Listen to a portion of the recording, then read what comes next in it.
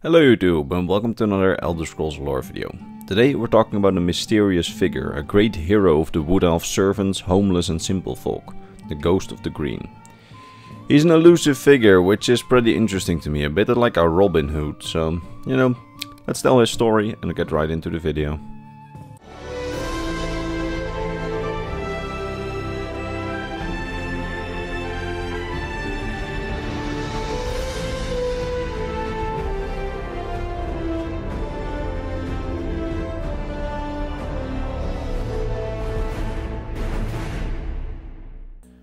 The High Elves of Somerset have a very sophisticated culture, one with many rules, etiquettes and traditions.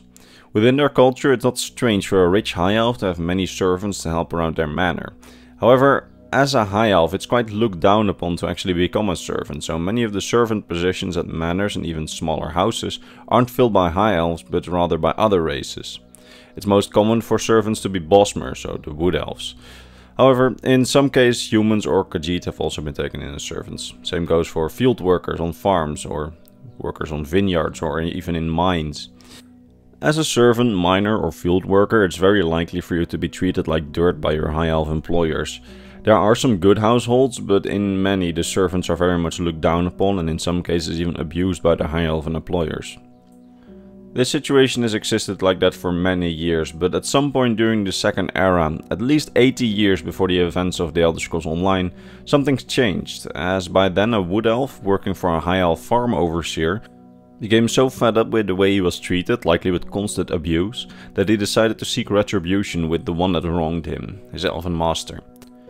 He made himself a set of special green armor, in the traditional hunting style of the Bosmer. He topped the armor off with a large mask made out of a skull with large imposing horns on top. This in order to hide his identity. He then called himself the Avenger of the Bosmer, champion of Zen, god of retribution and payback, the Ghost of the Green. He went to the farmer that oversaw the farm that he worked on and he killed him with a single arrow shot right into his chest and then left a long fern leaf on top of his body as a calling card. He fled into the woods then, but told his fellow Bosmer working on the High Elves that if there ever was any injustice they needed to summon him by offering up a deer heart and a boar tusk and likely performing some kind of ritual. If they did that, he would come out of the forest and dispense justice upon those who did the Bosmer servants wrong. Word spread then, as the months went on, he sneaked around much of the Somerset Isles, killing those High Elves who had been cruel to their servants or workers if they were Bosmer. He worked from the shadows, sneaking up on his victims, sniping them from a distance. Every time planting an arrow right into their chest and leaving a large fern leaf on their dead body to let know that he, the Ghost of the Green, had been the one to kill the elf for the injustices that they had committed to his kind. During this period, after a few kills, his title as Ghost of the Green became well known by all Bosmer servants and workers around the Somerset Isles, getting an almost Robin Hood-like hero status as their Avenger when wrongs needed to be righted. During this time, the Ghost of the Green murdered 17 High Elves who had supposedly all mistreated their Bosmer workers or servants, always killing with a bow and leaving a large fern leaf on their chest. And during this time, the murders took place in the Divine Prosecution, which is essentially the police unit of the Somerset Isles, started to take note and dispatched investigators to deal with the Ghost of the Green, in order to track him down and bring him to justice for the murders that he'd committed against their people. Some of the prosecution's best investigators were dispatched for this assignment, including two elves named Soraville and Lorne. As their investigation was closing in on the Ghost of the Green, he likely tried to scare off the people investigating him, as he murdered Lorne's husband in the days before his arrest. This murder made Lorne more determined to catch the ghost, and together with her partner Soraville and the fellow investigators, they eventually managed to catch the Ghost of the Green and kill him.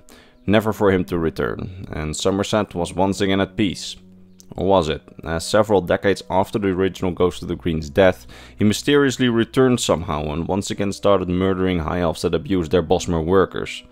This is where we, as the player, come in, as when we are roaming around the Somerset Isles in the Elder Scrolls Online, we find that the investigators that originally caught the ghost, Soraville and Lorne, have once again been called upon to find the new ghost, as somehow the ghost managed to rise from the grave and kill again. You as the player then help them with their investigation and discover that someone else has now taken up the mantle of the Ghost of the Green, and it's your job to find out who it is and bring him to justice. Honestly, this quest is pretty interesting with some pretty good plot twists and characters, so I recommend playing the quest yourself, as I won't spoil anything on the person who became the new Ghost of the Green here, since there's no significant lore addition to, you know, the video. And that way you can still experience the quest without being spoiled, and I have to say it's definitely a quest that I recommend playing. You can start it on the Elder Scrolls Online by talking to a guy named Taramir. You need to look it up. Anyway, that's basically all the lore that I have on Ghost of the Green. Pretty interesting figure, if I have to say so myself. Bit of a Robin Hood-like figure, as I said before. Before I go though, be sure to check the description of this video, or the eye icon above, as there is a video in there on another channel, the channel of my friend Sith. That video is on the Septim Emperors, and I made an appearance in there, so, you know, the video is quite good, and I'm in there, so be sure to give it a watch if the Septim Emperors sound like something that's interesting to you. But yeah, I hope you enjoyed this video, and if you did, consider watching some of my other Elder Scrolls lore videos on the channel. I've made a lot of them, and every week the pile of no live videos gets bigger.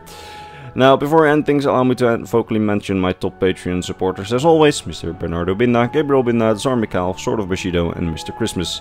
These amazing people, along with all the others on screen, keep this channel alive, and for that I am very grateful. That said, I will see you all next week in the next Elder Scrolls lore video. Bye bye.